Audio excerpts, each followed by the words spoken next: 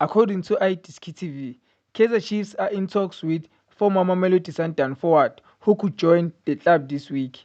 The source further elaborated that Chiefs are already in advanced talks with City over the potential move of Magwala as they aim to boost their squad for the remainder of the season. The deal could be done in a week if both teams come to an agreement. Downs released him at the beginning of 2023-24 season where he went to join Uppington City in the Motsepe Foundation Championship as a free agent.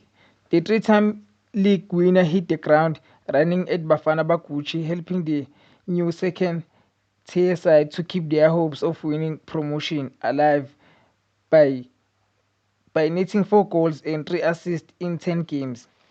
His performances at City haven't gone unnoticed as he attracted interest from various teams like Sekhukhune United, Richards Bay and Kaizer Chiefs.